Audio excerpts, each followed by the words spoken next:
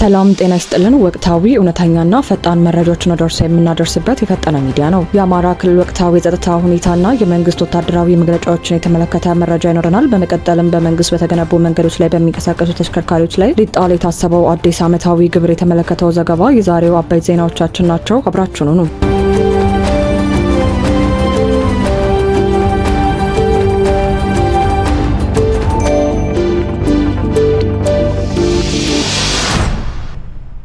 በአማራ ክልል ላለፉት ጥቂት ዓመታት የተቀጣጠለው የግጭት መልኩን እየቀየረ ባለበት በአሁኑ ወቅት ከመሬት ላይ ባለው እውነተኛ የውጊያ ውሎና ከመንግስት ወታደራዊ መኮንኖች በሚደመጡ የድል መግለጫዎች መካከል ያለው ልዩነት የብዙዎችን ትኩረት እየሳበ ይገኛል። በቅርቡ በአዊ ብሔረሰብ ዞን የምስራቅ ዞን ዋና አዛዥ ሌተናል ጀነራል መሐመድ ተሰማ ከዞኑ ከፍተኛ አመራሮች ጋር ባደረጉት ስብሰባ የፋኖ ቡድን አሁን ላይ ቆሞ መዋጋት የማይችልበት ቁመና ላይ ይገኛል ሲሉ ተናግረዋል። አዛዡ አክለውም ጠላት እየተመታ የሚያስታጥቁትም ተስፋ እየቆረጡ ነው በማለት የመንግስት ሰራዊት በአካባቢው አስተማማኝ ተነጻጻሪ ሰላም ማስፈኑን ገልጸዋል።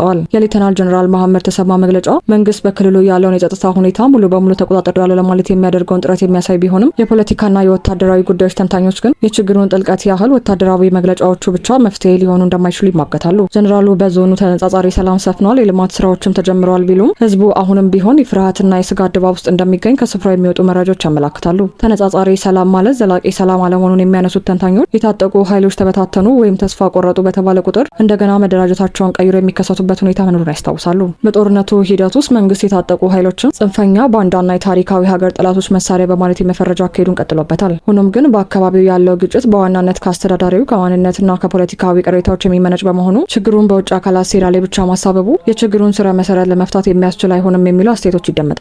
የአዊ ብሔረሰብ አስተዳደር ዞን አስተዳዳሪ አቶ ቴድሮስ እንዳለው በመድረኩ ላይ እንደተናገሩት አካባቢው ከነበረበት የሰላም እጦት ወጥቶ ወደ ንግግር መምጣቱ በመከላከያ ሰራዊቱ መስዋዕትነት የተገኘ ነው ብለዋል። ጀነራሉ አክለውም ሰራዊቱ በየጥሻው የተሰገሰገውን ኃይል የመመንጠር ግዳጁን ያጠናክራል ቢሉም በየዓመታት የሀገራችን የግጭት ታሪክ እንደሚያስተምረን የሽምቅ ውጊያዎችን በወታደራዊ ኃይል ብቻ ሙሉ በሙሉ ማጥፋት እጅግ አዳጋች ነው። በአንድ በኩል መንግስት ተስፋ ቆርጠዋል የሚላቸው ኃይሎች በሌላ በኩል ደግሞ አዳዲስ ታጣቂዎችን እየመለመሉ እንደሆነ የሚወጡ መረጃዎች ይጠቁማሉ። በመሆኑም ለአማራ ክልልም ሆነ ለጠቅላላ ሀገሪቱ ዘላቂ ሰላም የሚያመጣው የጦር ሜዳ የቃላት የበላይነት ሳይሆን እውነተኛና አሳታፊ የሆነ የፖለቲካ ውይይት ብቻ እንደሆነ ይነገራል። ቀጣይ መረጃችን እንደሚከተለው በመንግስት በጀት በተገነቡና በተጠገኑ የመንገድ መሰረተ ልማቶች ላይ በሚንቀሳቀሱ ተሽከርካሪዎች ላይ አዲስ ዓመታዊ ግብር ለመጣል የሚያስችል የህግ ረቂቅ ተዘጋጅቶ ለሚኒስትሮች ምክር ቤት ሊቀርብ እንደሆነ ተገለጸ። የምጣኔ ሀብት ባለሙያው አቶ ዋሲሁን በላይ እንዳመላከቱት ይህ የታክስ ፕሮፖዛል ተሽከርካሪዎች የመንግስትን መንገድ በመጠቀማቸው ምክንያት በየዓመቱ የሚከፍሉት ይሆናል። አሰራሩም አሁን ከሚሰራበት መደበኛ የተሽከርካሪ ዓመታዊ የቴክኒክ ምርመራ ወይም ቦሎ ጋር ተያይዞ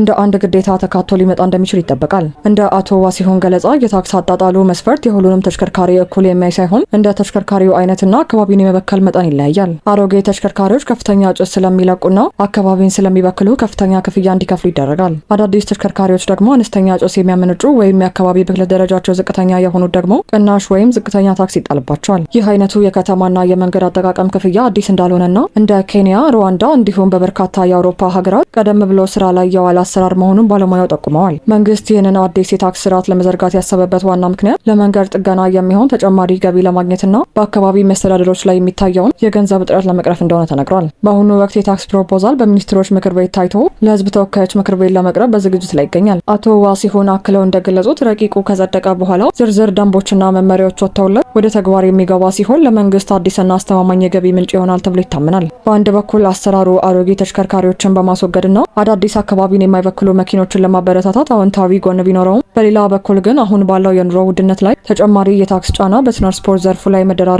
መጨረሻው ወደ ህዝብ ማዘንበሉ አይቀሬ ነው። በመሆኑም ይህ መመሪያ ሲወጣ አነስተኛ ገቢ ያላቸውን የህዝብ ትራንስፖርት አገልጋዮች ያገናዘበ አሰራር መዘርጋት እንዳለበት የዘርፉ ተከታታዮች ያሳስባሉ። ለዛሬ ያዘጋጀንላችሁ ዜናዎች እነዚህን ይመስሉ ነበር። የፈጠነ ሚዲያ ሁልጊዜም ፈጣን፣ ሚዛናዊና እውነተኛ መረጃዎችን ወደ እርስዎ ማድረሱን ይቀጥላል። ቻናላችንን ላይክ፣ ሼር፣ ሰብስክራይብ በማድረግ ቤተሰብ ይሁኑ።